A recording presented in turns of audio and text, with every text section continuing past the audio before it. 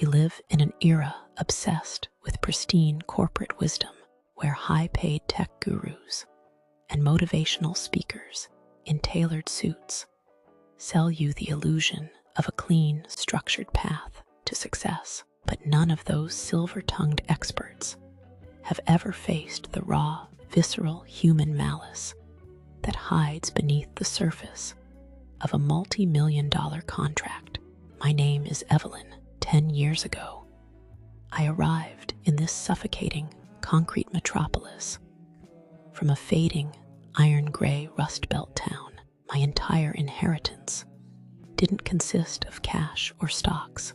I carried a battered leather suitcase and an old, handwritten journal dictated to me by my grandmother, Eleanor, just weeks before she passed away. In our small town, people feared Eleanor. They called her cold, detached, and unnervingly sharp because she could look into a person's eyes and dismantle their lies before they even spoke. She had survived betrayal, economic ruin, and the predatory nature of men who thought her silence was weakness. On the night I left, she looked at me with her piercing steel-gray eyes and said something I permanently branded into my mind. Evelyn, when a man offers you the easiest, most beautiful shortcut to the top, he isn't helping you climb. He is merely measuring your ankles for his shackles. Never listen to the music of a stranger's words. Watch their hands and notice exactly what they are taking while their face is smiling at you. When I entered the glass monolith of Vance Global Investments, I was a ghost. I started at the absolute bottom as a junior data analyst, surrounded by arrogant Ivy League graduates who weaponized their privilege and complex financial jargon. I was the quiet girl from the provinces, the one who stayed late to clean up messy data sheets.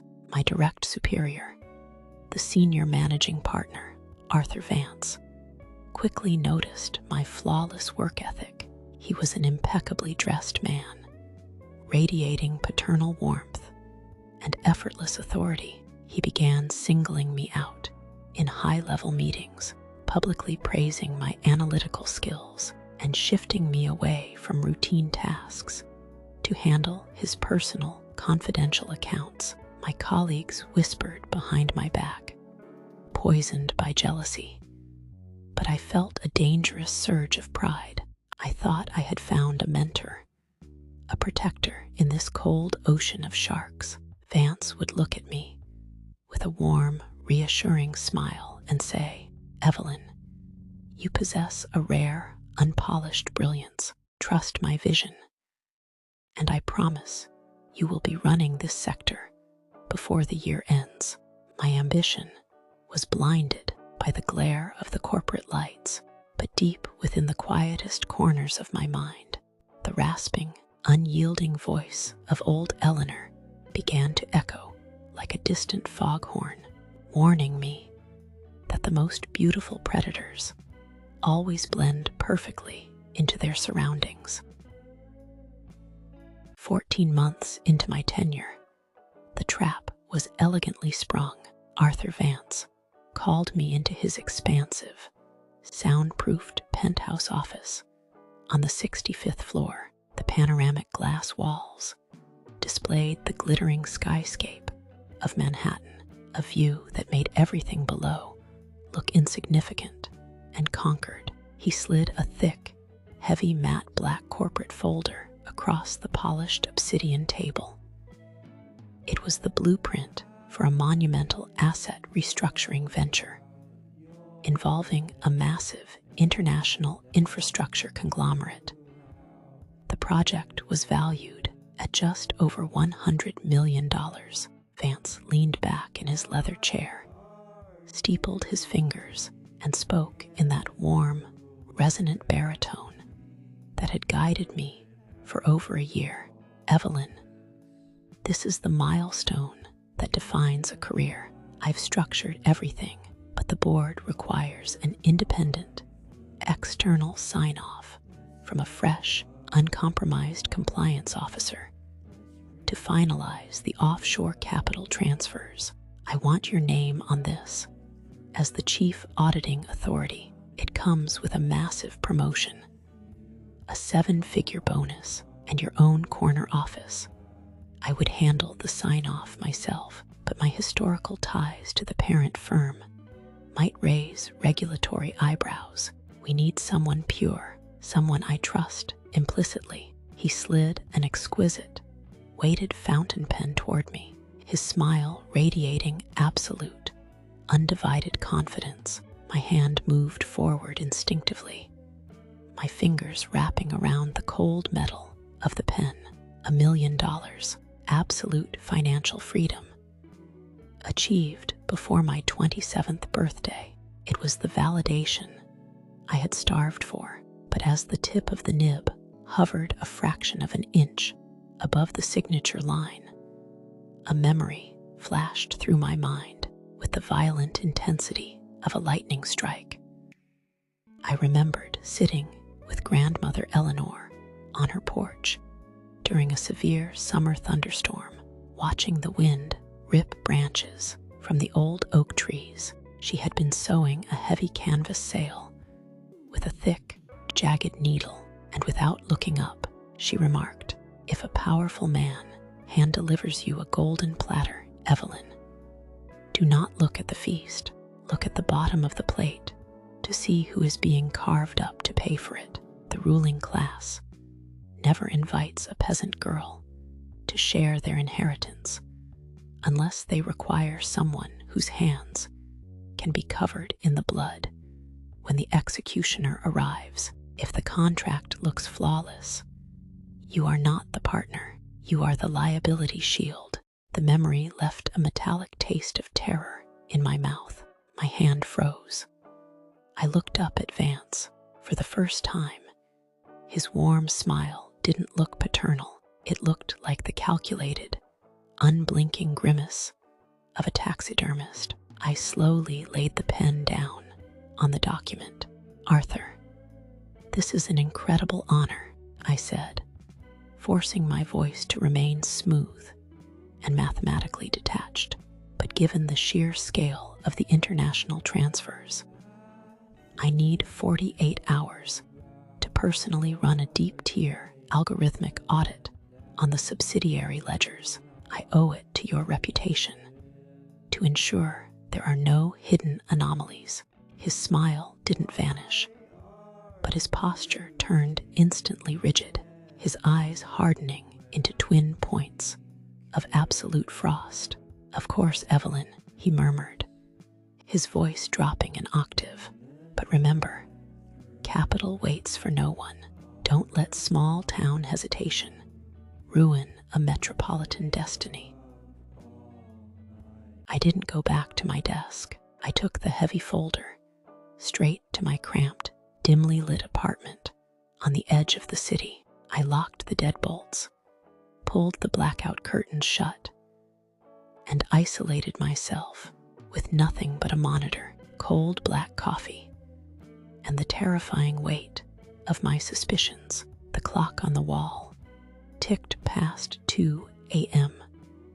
as I bypassed the polished summaries and dived into the deep, hidden metadata of the digital financial registries. Vance's team had built a masterpiece of corporate misdirection.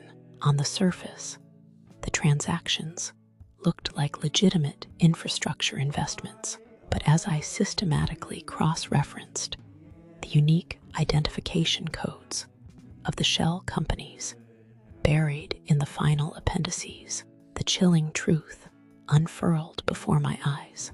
The entire $100 million framework was a beautifully engineered funnel designed to siphon hundreds of millions of dollars from an embezzled municipal pension fund and launder it into private offshore trusts. The architecture of the crime was flawless, but its most sinister feature was the legal framework. By signing that document as the chief auditing authority, I wouldn't just be verifying data. Under federal compliance laws, I would be legally claiming sole responsibility for creating and certifying the fraudulent network. If the Securities and Exchange Commission or the FBI raided the firm, Vance and the board would present my signature as proof that they were victims of an internal rogue analyst who manipulated their system. I was chosen precisely because I was an outsider with no old money protection, no powerful family, and no legal safety net. I was the perfect, expendable ghost. I collapsed onto the floor, my knees pulled tightly to my chest, suffocating under a wave of absolute, paralyzing panic. If I signed, I was heading to a federal penitentiary for 20 years. If I refused, Vance would use his immense systemic power to blacklist me from the industry, fabricate a theft charge, and ruin my life. Before sunrise, I was trapped between two crushing millstones, and then, in the absolute silence of the room, I opened Eleanor's handwritten journal. To the first page, her faded ink words seemed to glow against the paper. Evelyn, when the wolves have systematically blocked every exit from the valley, do not waste your breath screaming for mercy. The predator cannot feel it. Do not waste your strength running blindly into their teeth. You must become invisible. Find the alpha of a rival pack, the one who wants the territory, but cannot find the den. Deliver the bones of your enemy directly to them, and let the monsters tearing each other apart become the distraction that sets you free. Eleanor's cold, ancient strategy dictated my every breath over the next 48 hours. I didn't panic. I didn't confront Vance, and I didn't reveal my terror. The next morning, I walked into the office wearing a perfectly calculated mask of calm, slightly overwhelmed submissiveness. I entered Vance's office, placed the folder neatly on his desk, and looked him directly in the eyes with a carefully practiced expression of naive fatigue.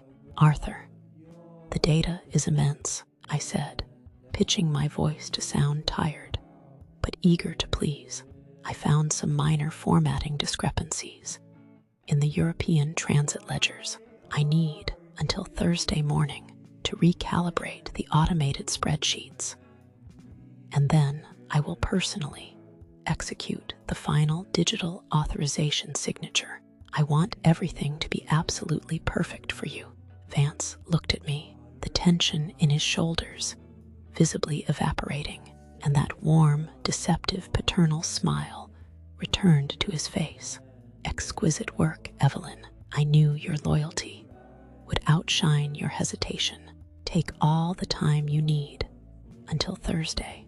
But I wasn't fixing spreadsheets. For the next 36 hours, I utilized my authorized high-level access to quietly extract full, encrypted digital clones of Vance Global's hidden offshore routing networks, internal communication logs, and deep server metadata that explicitly linked Arthur Vance and the board of directors directly to the pension fund siphoning. I systematically gathered the ironclad evidence they thought was safely buried behind my future signature. Then, I executed the second phase of Eleanor's rule. I found the alpha of the rival pack in our financial district. That alpha was Marcus Sterling, the notoriously ruthless chief prosecutor of the Southern District's Financial Crimes Division, a man whose entire career was built on dismantling corrupt billionaires, and who had been trying to find a crack in Vance's armor for half a decade, using an untraceable, multi-layered encrypted data drop. I delivered the entire cloned archive directly to Sterling's personal investigative team.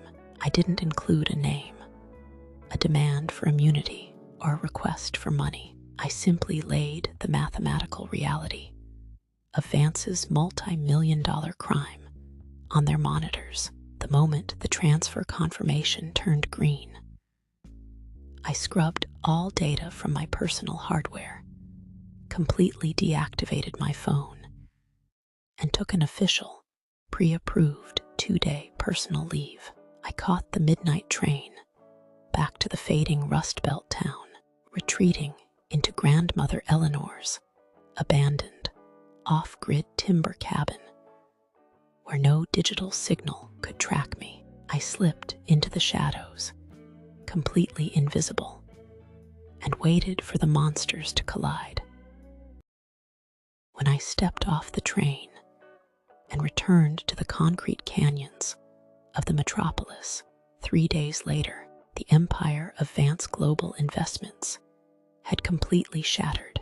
On Wednesday morning, 12 hours before my extension was set to expire, federal marshals and FBI tactical teams had executed a coordinated, high-profile raid on the firm's headquarters. Arthur Vance and 4 senior board members were led out of the glass tower in handcuffs, completely blindsided under the flashing lights of international media cameras. The anonymous evidence I delivered was so mathematically devastating, so structurally absolute, that their high-priced defense attorneys couldn't construct a single loophole.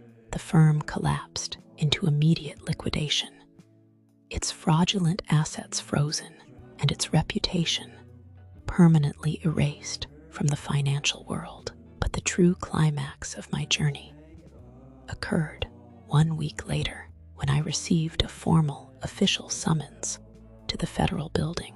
I was escorted into the high-security office of Chief Prosecutor Marcus Sterling himself. He stared at me for a long time, his sharp eyes evaluating my calm demeanor before sliding an entirely different set of documents across his desk. "Evelyn," Sterling said, his voice flat and heavy with respect, "the anonymous audit that brought down Vance was a work of pure genius. The person who mapped those registries possesses a vision that cannot be taught. The federal government is appointing a stabilization trust to oversee the restructuring and legal liquidation of the clean, uncompromised infrastructure assets of the holding. I need a leader who knows the internal anatomy of that network, someone whose clean record has been verified under a federal microscope. I am recommending you to chair the new Asset Management Corporation.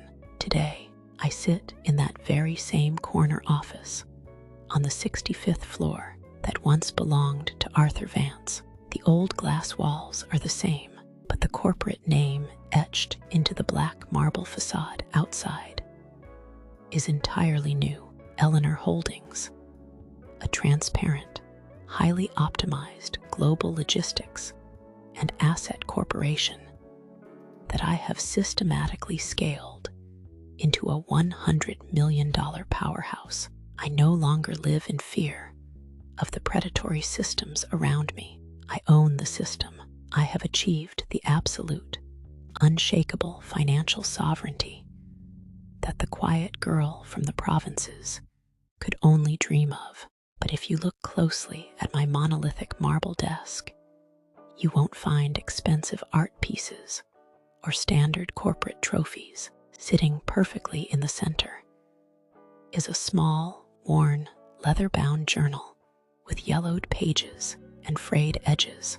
When I am forced to make cold, ruthless executive decisions during late-night boardroom negotiations with global syndicates, I don't consult expensive analytical agencies or modern strategy algorithms. I open that worn book and I read the simple, jagged words written by the calloused hands of a small town grandmother, Eleanor's rules were never meant to be comforting stories. They were a suit of heavy steel armor she forged for my mind, knowing that the world is a dangerous forest populated entirely by apex predators. And now, I am the undisputed apex predator of this concrete jungle, but I will never forget the ancient, silent roots that gave me my teeth.